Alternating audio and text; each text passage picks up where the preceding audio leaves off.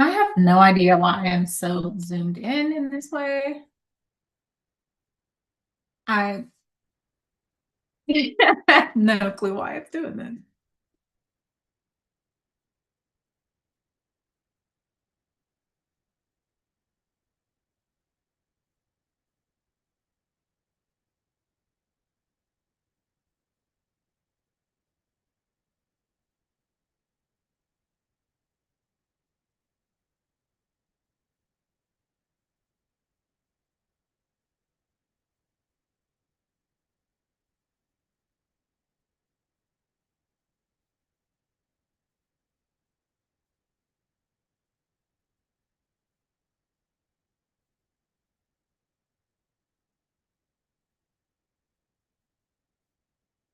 Okay. Do I look normal, Katie?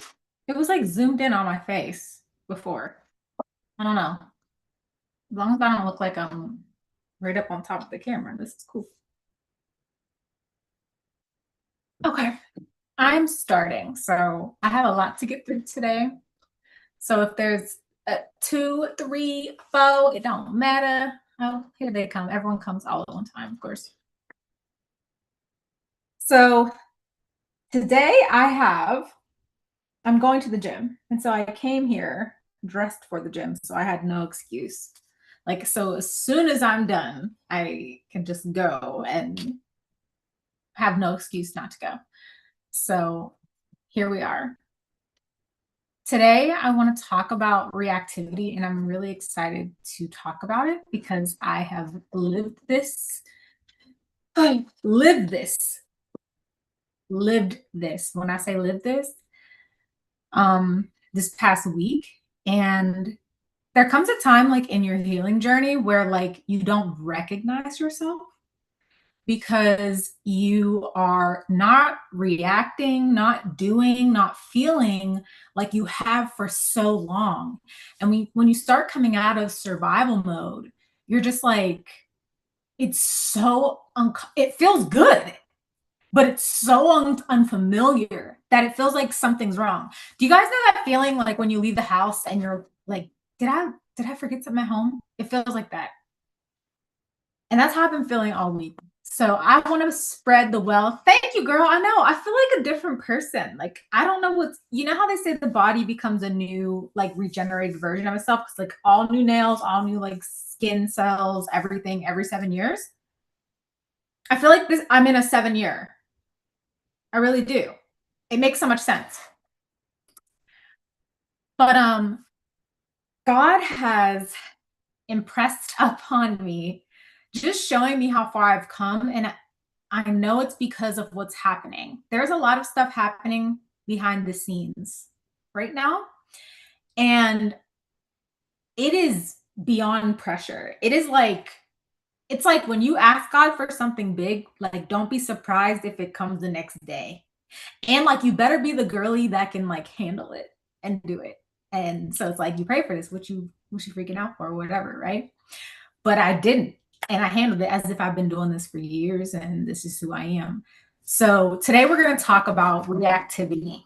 So for my girlies who tend to get stressed when little minor inconveniences pop up, maybe someone pulls in front of you in traffic, you immediately react.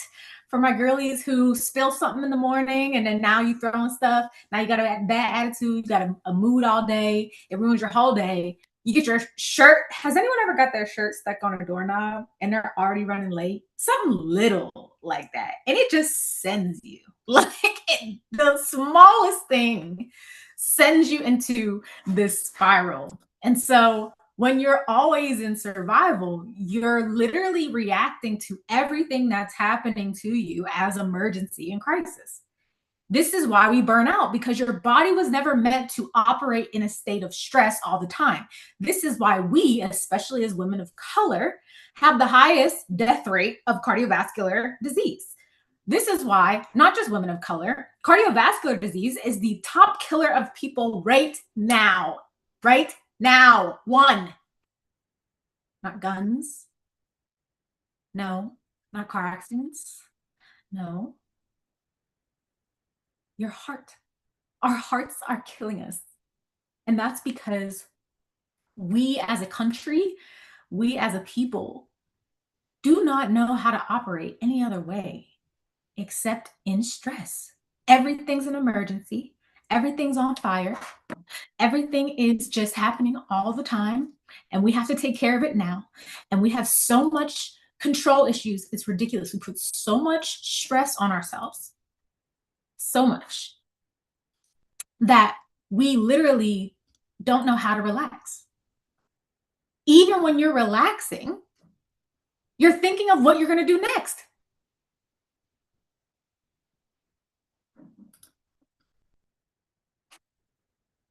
Even when you're relaxing, you're thinking of what you're going to do next.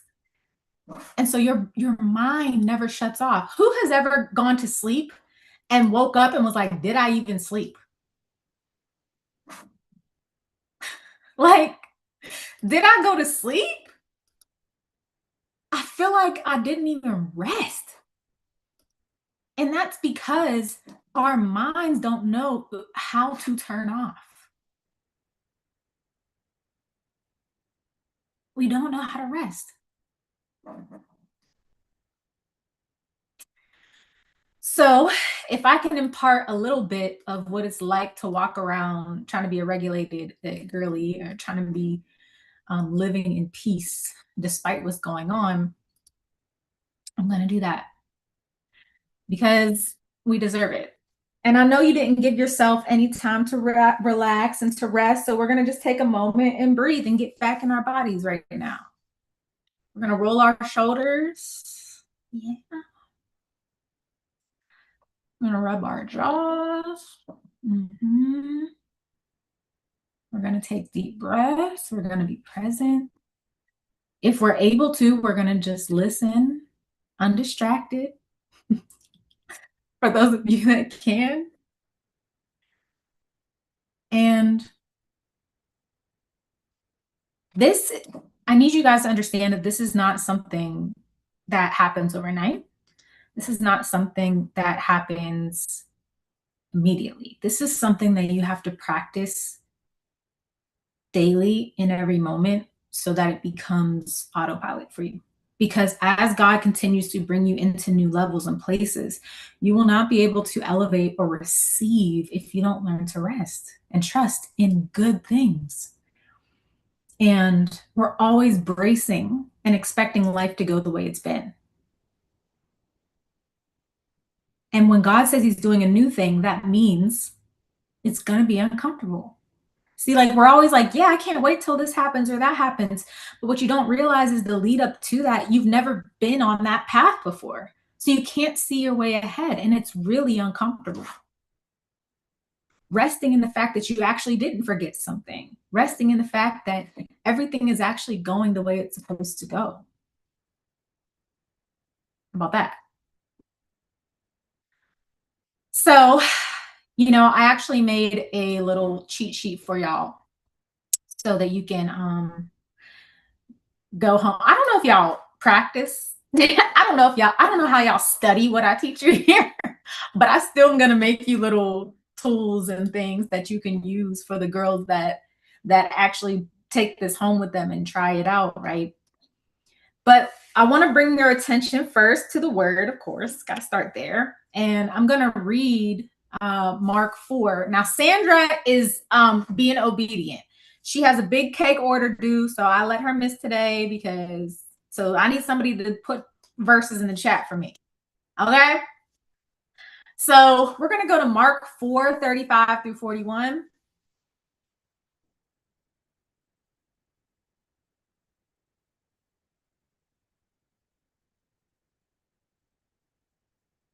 Mark 4:35 through 41.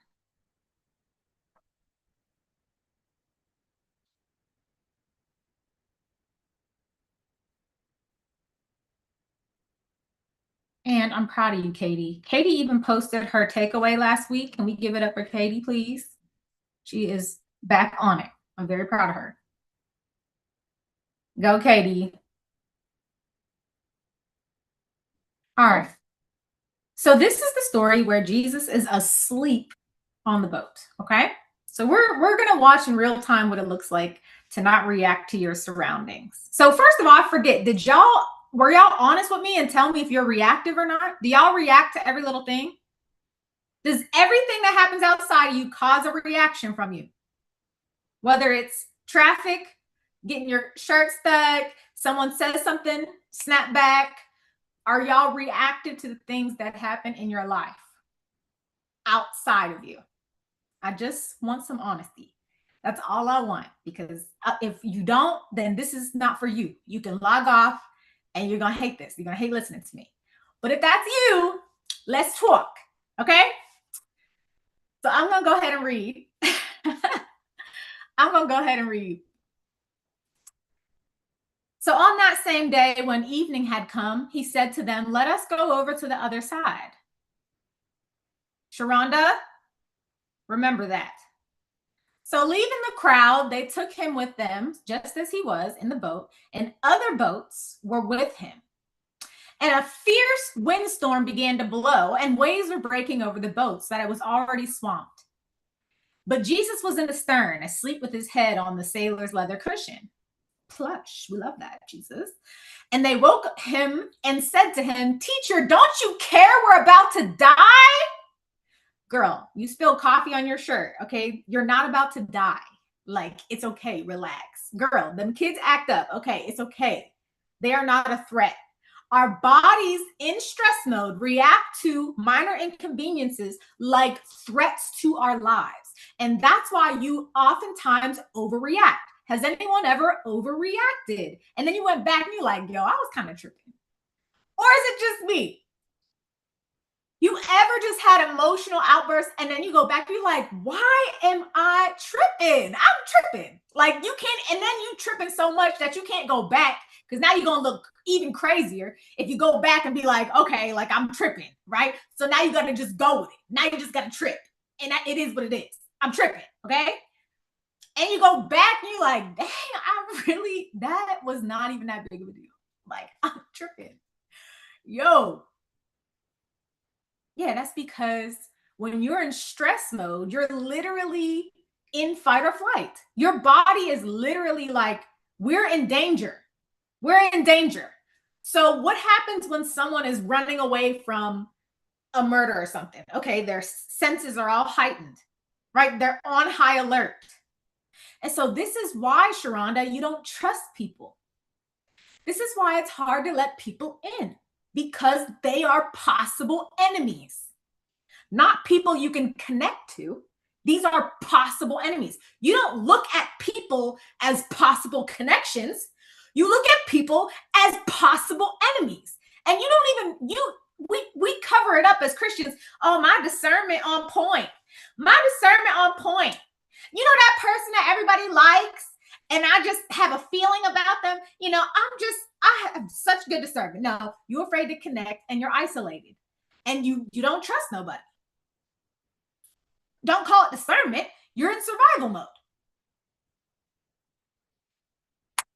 Okay. So let's say the most minor thing happens to you, but you blow it out of proportion. That is because you are in attack mode. You are defending yourself. You are feeling vulnerable at all times. This is why it's hard for you to do the things necessary to live in a healthy state, to have healthy relationships, to rest, to dream. Who made their Pinterest board after I told them to? Y'all done had this assignment for weeks now, okay? It's hard to even connect to your desires when you're in survival mode, Tamar. Why?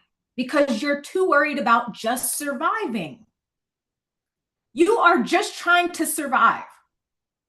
So basic needs, safety, shelter, what I'm going to eat, what I'm going to drink, they're all on high alert when you're in a stress mode.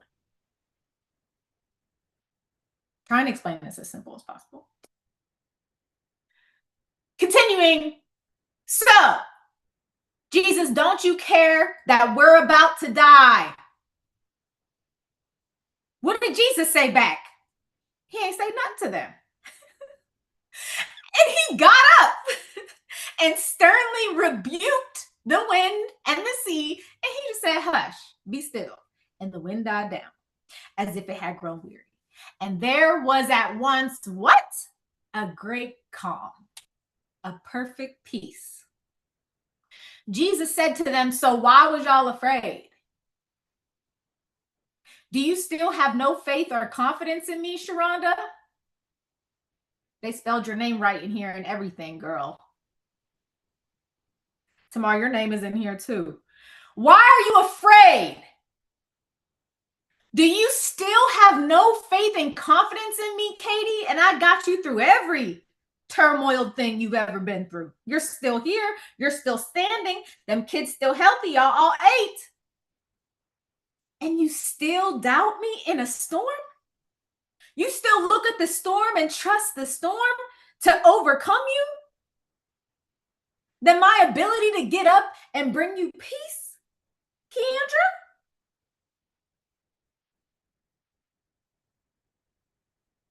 It's over now, y'all. We just read it, right? So Jesus calmed the storm. Jesus calmed the storm. What's the next part say? They were filled with great fear. Not of the storm. This is the fear of God because of what he did. So when it says to fear the Lord, we know that he is above. He is sovereign. He is king. He is Lord. He is above all. He has the final say. Am I going to preach alone tonight? Am I going to preach alone tonight? Because I can go to the gym now. All right. I feel so good. I'm going to go to the sauna. I'm going to sleep good. Okay. I just need one person. One. Okay. One. When God brings you out of a storm and he shows you that every time you face one, even though you're panicking, even though you trust the wind and the waves above his ability to save you, and he brings you out, cause it to allow you to remember the next storm you face, that he is still that same God. And over time, God builds trust with us. He has no problem with that. He has no problem building trust with us. He has no problem building trust with his children. Come on.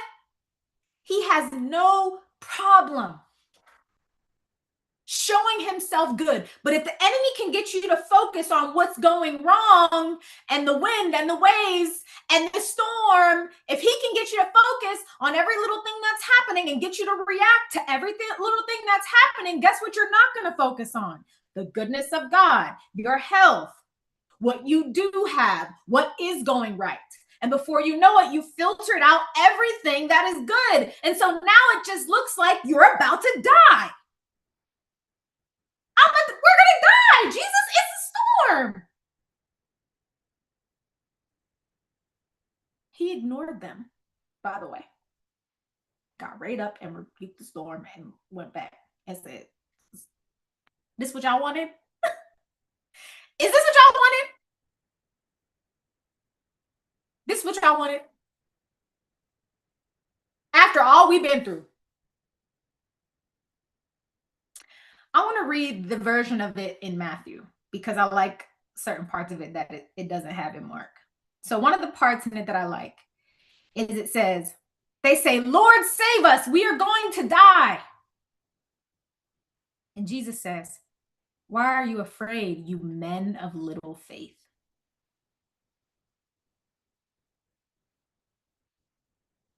Then he got up and rebuked the winds. And there was at once a great, wonderful calm, a perfect peace. Now that is exactly the same. The men then wondered in amazement, which is how I can say, LaShonda, that when it said they were filled with great fear, that word fear was not talking about fear of the storm, like fearing something. They had a awe, a wonder.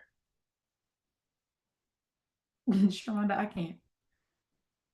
Of the man, of the God that spoke and stilled the storm. What kind of man is this that even the winds and sea obeyed him? So if we know if you genuinely believed that God got it, would you be on the ship asking God if he even cared if you die or not? And this is why I tell y'all got to be real with your faith. Where action, not what's the worship song saying? Where are you right now with your faith in God? And you can see by how you react. Jesus was sleeping. He completely ignored impending danger. He's the Son of God. What do I got to be worried about? Taking a, come on. Sharonda, what did I tell you to remember at the beginning of Mark 4 and 35?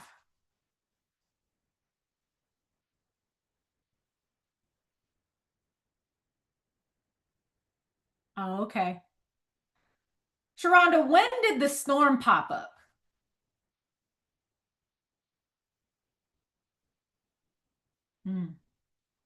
When they decided to finally cross over, were y'all here last week?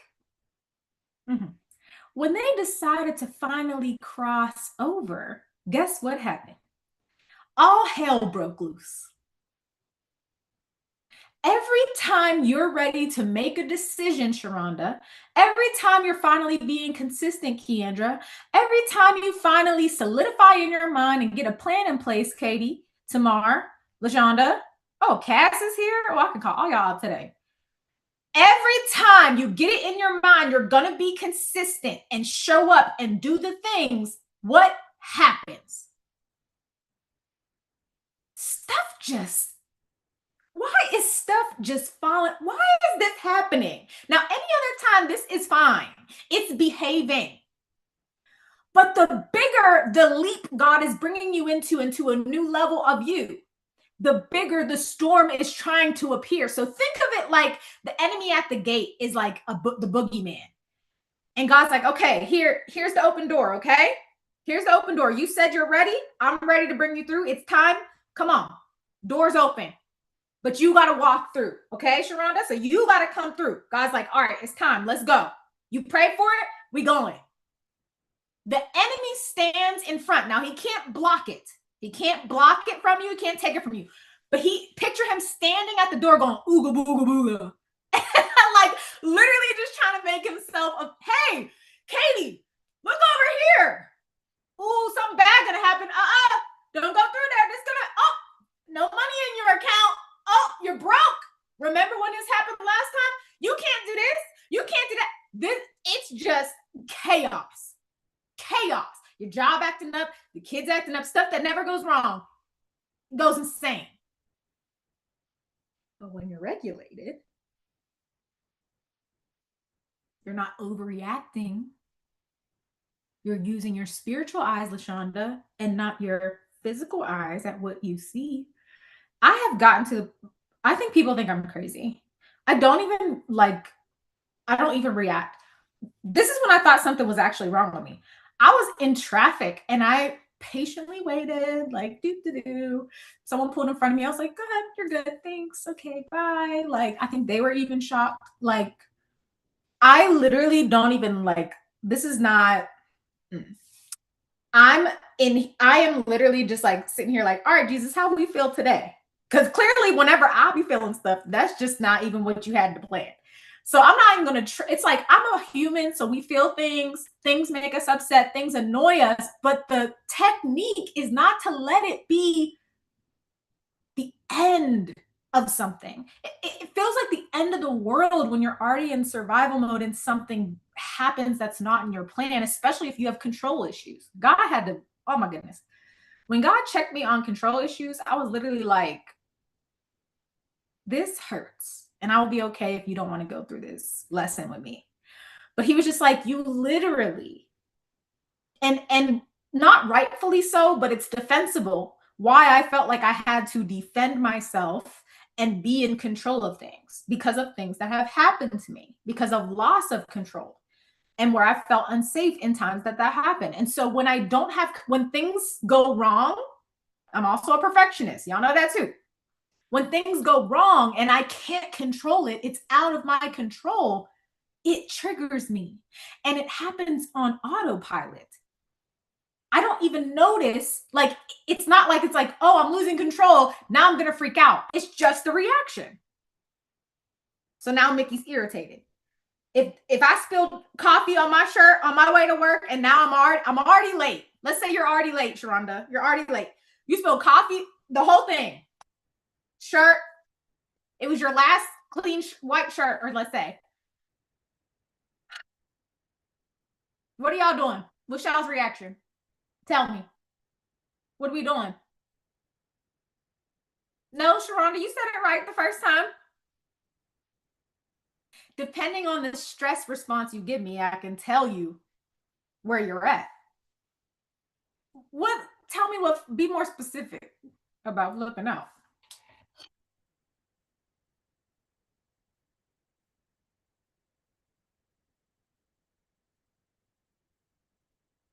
Because the first answer you had, that's what I would say. This is right in the morning, Key, and you getting the kids ready for school. So then you don't get your time to yourself in the morning.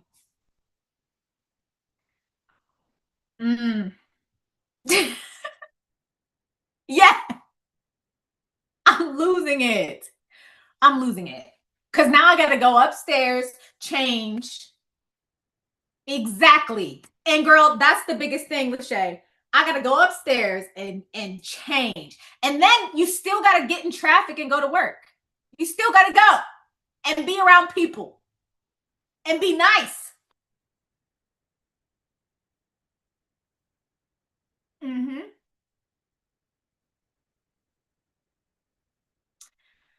When you're already in a stress response mode and something like that happens, your logical mind cannot go, okay, I spilled coffee on my shirt. Is it the end of the world? No, I'm going to be late. That's okay. I'm hardly ever late. So let me go upstairs and change my shirt because that's all that's in my control right now, Sharonda. That's all I can do right now. All I can do right now is accept that I spilled coffee on me. I have to, one, give myself grace. Now, this starts usually a reaction in you because if you're not someone who gives yourself grace and you're a perfectionist and you mess up and you ruined your day, now you're mad at you. So then your reaction is even more hostile. So first, I got to give myself grace. I spill coffee on me. Okay. This is annoying, but all I can do is go and change my shirt. All right. Come upstairs, change my shirt. Let them know I'm going to be late. Hey, I'm going to be late today. It is what it is. Okay. Change my shirt, put it on, get in the car, and now I got to drive through traffic. All right, Mick, we know we're already having a bad day, but Lord, give me strength to still be kind. Give me strength to be kind to myself and allow me to just walk through this. I could never have dreamed of reacting like what I just walked you through, even 3 or 4 years ago. I wouldn't have even said I thought that was possible for a person to react that way. But when you're able to slow down everything, because everything you're reacting to quickly is a response and it's how you normally react. And because you're already in a survival mode, you're already in a position to react. You stay stuck there.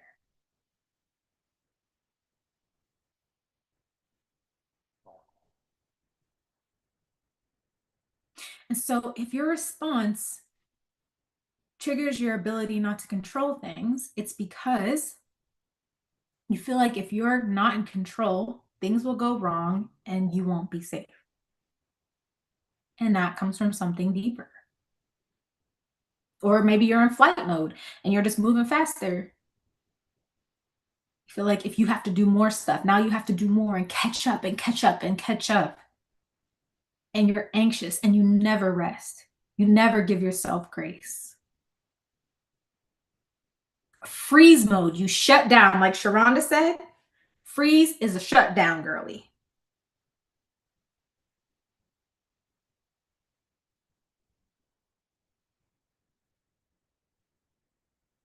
And fawning is your first reaction is everyone's going to be mad at me at work. I'm always late. And now you got to show up with donuts and make sure everybody likes you and you're afraid of rejection and da da da da da. Over apologizing, over explaining.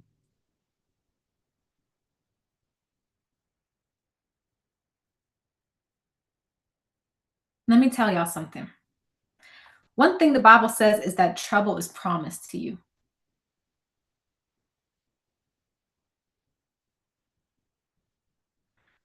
Trouble's promised to you whether you're rich or poor. Trouble is promised to you. So Katie, if trouble is promised to you, promised. This is not maybe trouble will happen in your life. Trouble is promised in our lives, and he warns us about it. He says it. Trouble is promised to our lives. Okay, Lord, if trouble is promised in my life, I either can accept that that is a fact, or I can always be fighting against it. I can always talk myself out of the fact that I can walk through it. I can always doubt that God's going to be with me through it. I can always put myself in a place where I'm going to shut down every time trouble comes. If trouble is promised, how can we get anything done if we don't know how to manage it? If our faith isn't strong enough to push through it, how can we even live this life?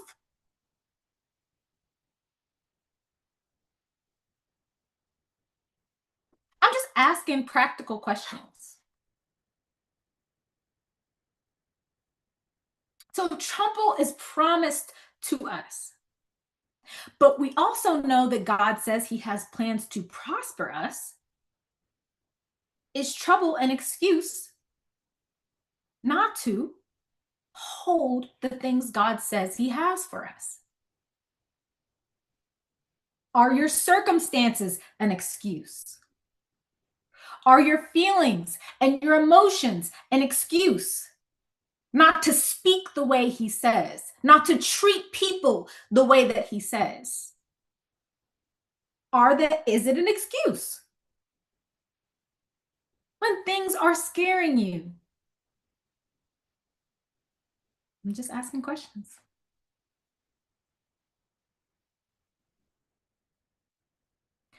If trouble is promised, why does God also say that he comes to give us life and life more abundantly? Why does he say that he left us a peace that transcends all understanding?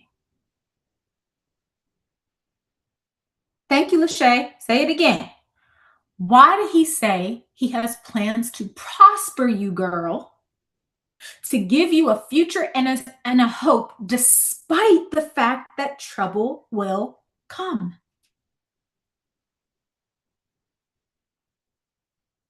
He said he's given you the ability to generate wealth.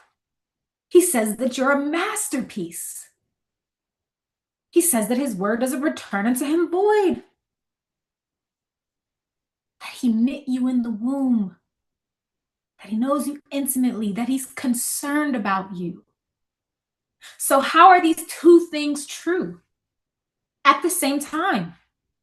How are we supposed to maneuver through this life knowing that there's such great promise and great trouble?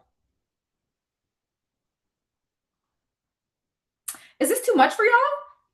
Do we want to talk about it? Because that's what life is. How do we maneuver it?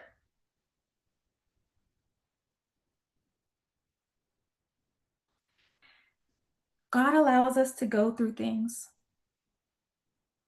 God allows us to go through things, storms that we can't see our way out of, so that when you're met with a storm, you can sleep.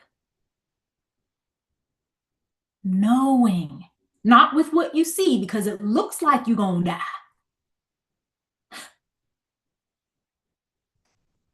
Knowing who he is, despite people not believing in him around you. despite you being the only one that has faith in him that is unshakable. Despite the times that make you want to crawl up in bed and just put the covers over your head and not talk to nobody.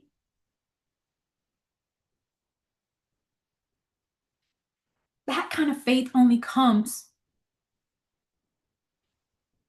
sitting in a storm,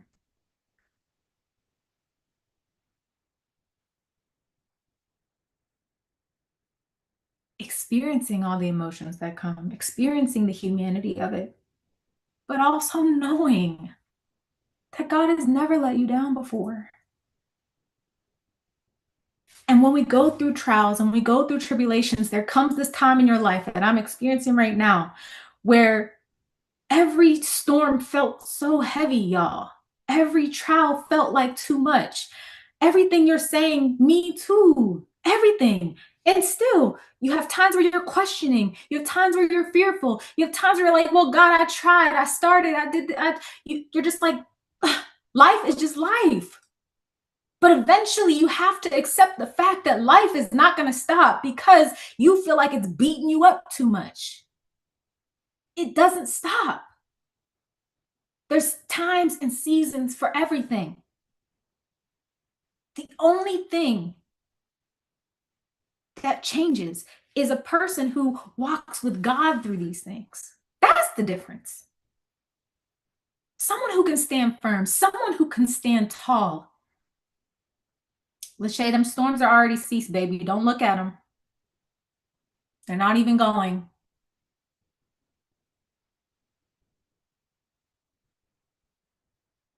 There is always another side. And you, Tamar, are responsible for fully trusting him as he gets you across. If you finally are ready for your new beginning, ladies, your faith has to be the literal life support, the lifeboat that carries you through. Because guess what? Life is always going to life. Life is always going to life. And it only gets better because of the peace you gain by learning how to access God in a deeper way, learning how to trust in God in a deeper way.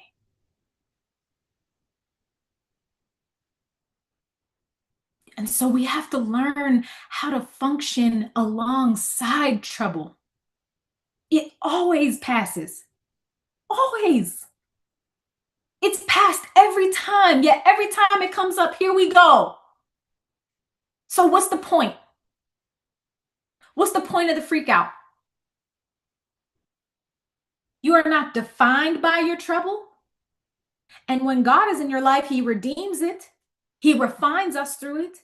He makes us like silver, molds us, makes us. And one day you will wake up and go, wow.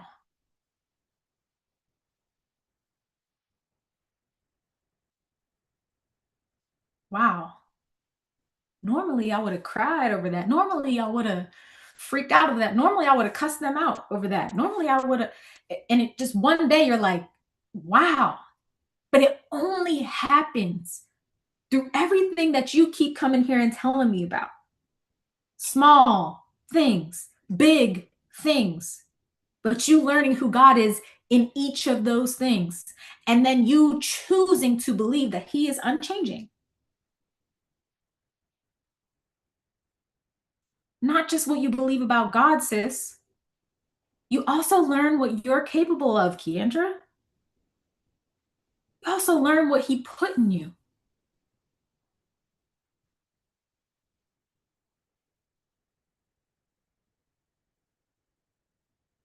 He is so good because he doesn't just show you himself.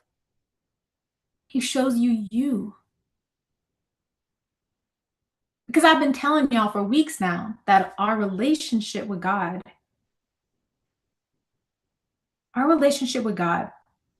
teaches us not just who he is, but who we are.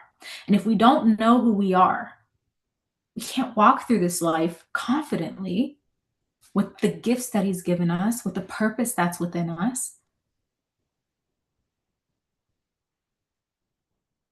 It's hard.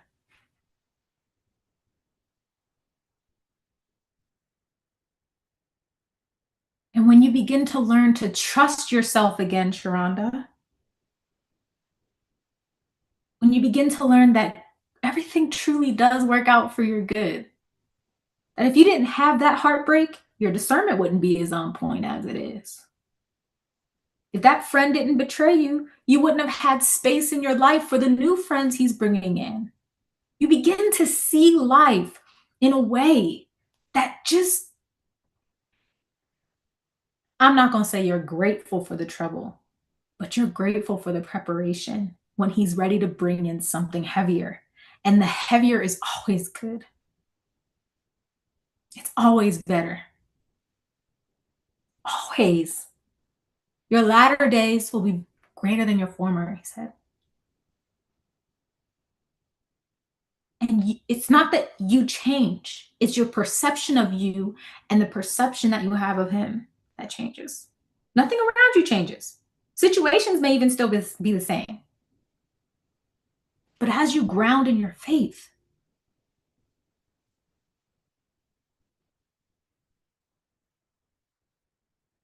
understand this.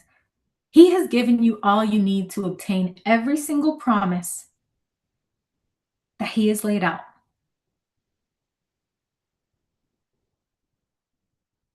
You have to let your emotions stop ruling you. I need you to become aware of how you feel. Aware of how you feel.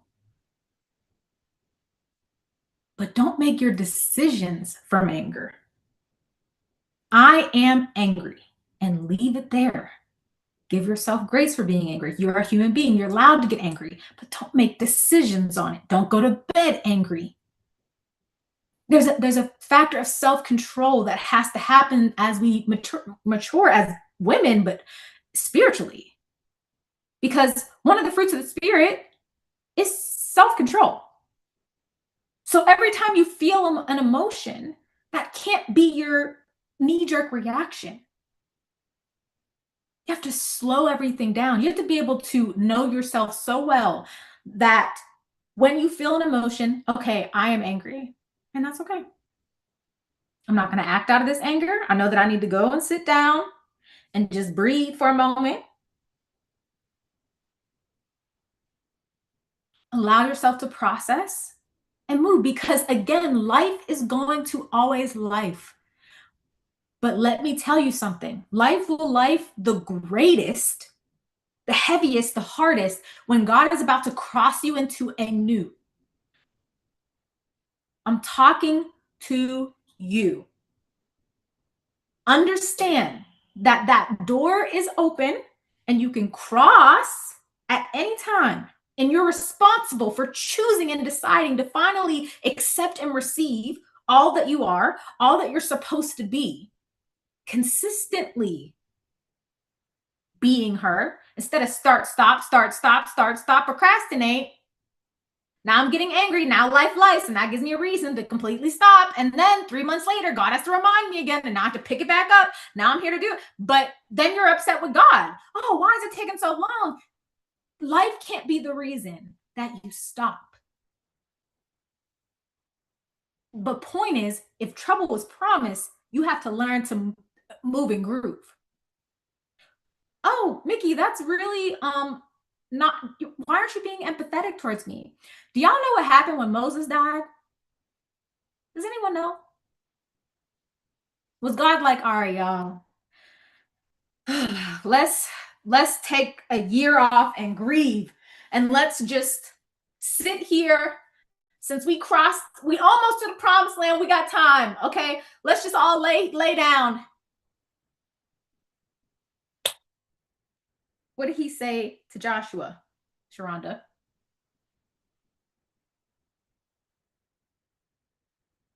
Was God empathetic about Moses passing? That's my question. Go to Joshua 1. Mm-mm. specific thing I'm looking for. Why do I gotta bring all the verses? It's the one where he says, "My servant Moses is dead." Okay, find out what's after that. I'm not giving you the whole thing.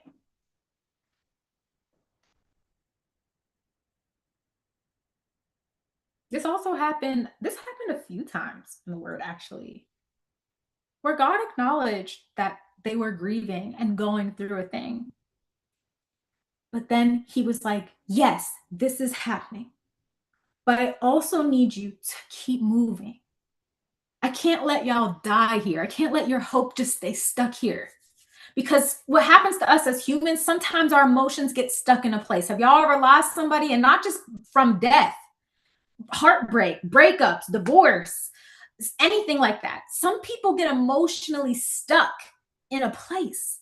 And so they just live their whole lives sad, angry, bitter. But what God is really good at doing is acknowledging that you feel that way and telling you to come on, come on. There's still good things ahead of you. There's still a promised land ahead of you. I still have good things for you. Come on. Oh, I like that. The Hebrew verb arise is an instruction to get ready to fulfill a command, to command attention, to cross over this Jordan, you and all these people, into the land which I am giving them. And listen, don't let yourself, your hope, your joy, your desire die in a space. Feel it. You have to learn to hold the dichotomy of life, where life is full of trouble, but life also is full of joy. There is a time and season for everything. And God is in control of that timing. But if we're only expecting the other shoe to drop, if we're only expecting bad things, that's what we're going to perceive. And if you don't learn to manage your emotions, if you don't learn to stand up in the faith that God has refined in you, if you don't learn to look at situations from a place of faith, because in every version of the story that I told y'all about the storm, Jesus says, "Where was your faith?" He asked them, "Why did you freak out about that bill that was late? Now I'm gonna get you, it's paid. Where was your faith though in me? Did you really think I was gonna let you fall?" And so when you get to this place, y'all, of steady faith, just know that God's gonna say that every time. So then you anticipate, okay, well, God's gonna do it. I don't know how you're gonna do it, Lord, but you're gonna do it. And you literally can rest. You can literally enter a rest that only allows peace to be your norm.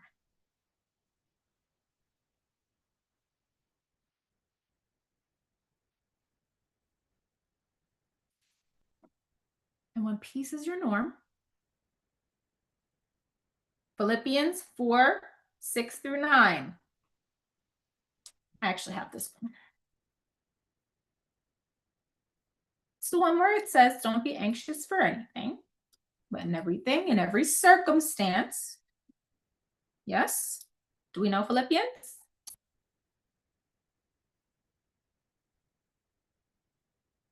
When we tell God, when we speak to Him, His peace, the peace of God, the peace that reassures the heart, the peace that transcends all understanding, the peace which stands guard over your heart and your minds in Christ Jesus, is yours.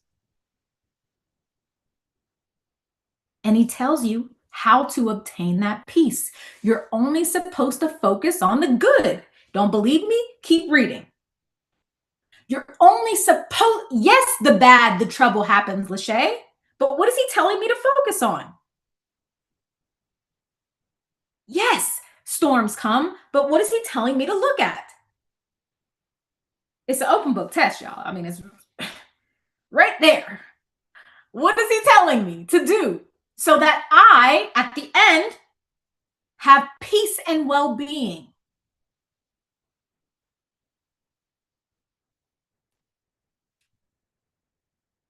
And y'all need to write this verse down because it'll get you every time. It might convict you a little bit if you're focusing on, the wrong things. But if you continue to read it and apply it, it'll become your autopilot.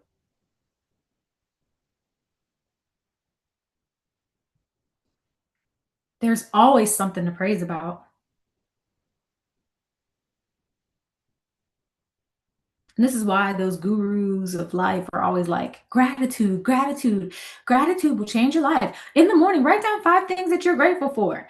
And then at night, write down 5 things that you're grateful for. Why do they know that? And Christians, we walk around mumbling and groaning and complaining. Well, we should be praising the most and focusing on Him the most. He gives us the secret. He shows us how to walk around with peace. When you're about to cross, y'all, when you're about to cross, the enemy's going to try to make himself appear bigger than he is. And so we get you out of that stress response. Learn the breathing. Yes. Learn to vibe out, not to react, to respond and not react. Because how else can you show the love of God when you're irritated all the time?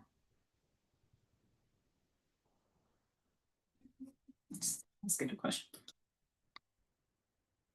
Can you be mad at me just asking a question? All right, I'm going to give y'all this little sheet. Come on, and that's so true too, and that's why I wore my workout clothes right now because I went yesterday, or I didn't go yesterday, so I'm going today. But when I don't work out, I'm a whole different person. I need to work out. I need to drink my water. That's why it's always right here. When we're here, need to be taking care of our bodies. But this is why I started it with life will always have trouble, but you still have no excuse not to take care of your body, not to take care of your mind, not to show up consistently into the things you need to be around that continue to be a good example for you, give you good information, do the things you need to do, invest in yourself, in time, in reading. Tamar picked a really good book for this month. So I don't know if y'all are reading it, but do the things and get all that God has for you, baby. And this week especially, please don't be so reactive because it's a crossover moment. A door is open. It's a crossover moment.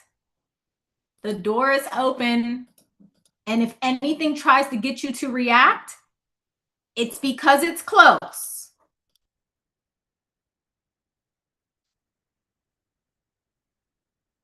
You need to stay in a space where you can hear God clearly. You need to get in a space where you can be consistent, y'all. You have to start being consistent. There's no reason, and I'm not even talking about coming here. I'm talking about in general. If you put your mind to something, you're only going to see results or changes in your life if you're consistent. So if you genuinely want to make a goal where you're like, I need to regulate, I need to regulate nervous system, I'm going to literally lose my mind. I need y'all to be consistent in investing the time and actually applying the things that you learn. Don't be one of those girlies who are just listening to podcasts, gathering books, downloading freebies, and life never changes. You still making the same amount of money or less. You still find yourself in the same situations every year, setting the same goals, not seeing any of them crossed off. And there's way too much in you. There's way too much in you to not invest in yourself and put your gifts out to the world. And to do that, you have to take care of yourself. You have to get your word in. You have to learn from people who know more than you. You need a mentor or a coach, somebody to hold you accountable. Because, baby, life be life in. And trust me, the people who you think are just successful and everything happens to them easy, they experience the same amount of trouble, if not more. They just keep going. And they have a level of trust in themselves and in God, the ones that do believe in God, that allows them to walk through life and not be shaken by every little thing. We can't live like that. If trouble is promised, we got to learn how to walk through life.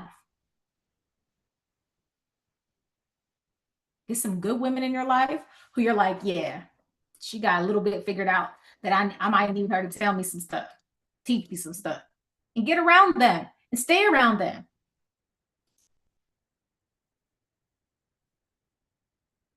Listen, I'm an old lady, so I know what I'm talking about. Y'all should listen to me. I feel like I've lived like 50 lives at this point. Okay, so I made this. Oh, I am. I am. Thank you, Sharonda. Are we the same age? I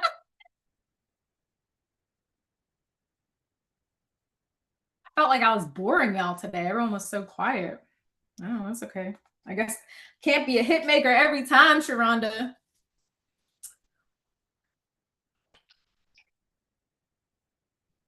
Baby, spiritually, I'm like 157. So I'm telling you, I don't know what happened, but I don't know. This face is giving real 20s. I don't know what's going on with me, but I like it. This face is giving, she's in her 20s. She's doing something. Lachey, I'm so glad. Hopefully y'all are coming to the event. First Team put out the itinerary this week for you guys. If you guys need to find people to room with, y'all need to hook up and get hotels together. Me and Keandra have an announcement for y'all. Hopefully next week we'll be able to talk about it, but it's exciting. Very exciting. Lots of stuff has been happening and it's exciting and no one knows about it. No one knows the secret. Even LaShonda doesn't know. But it's going to allow us to be able to do more for the girlies who actually want to be healed and have a whole different year and be consistent and do the things they're called to. I mean, period. So we're excited. That's everything. Did y'all get the little picture up? Put that on your background for a week. Use it. Do the things. Event. You guys have tickets for that. Yes. What else?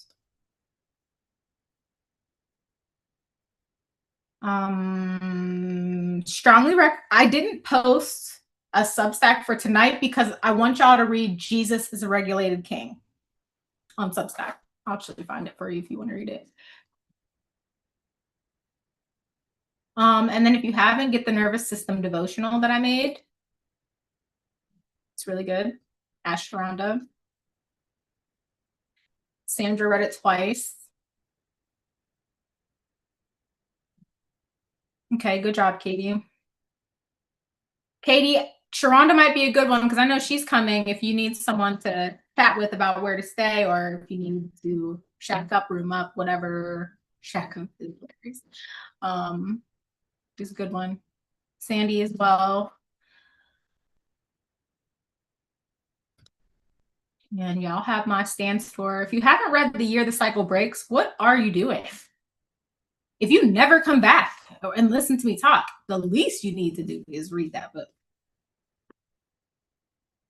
Least. Period. Okay. And the podcast.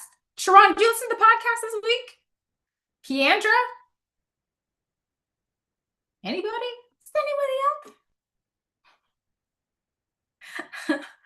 I was on a different level because I've been having a week. I can't wait till I can tell you everything. It's so hard not to taste because y'all are my besties. Okay, podcast. Make sure you post your takeaway, Katie. Yes?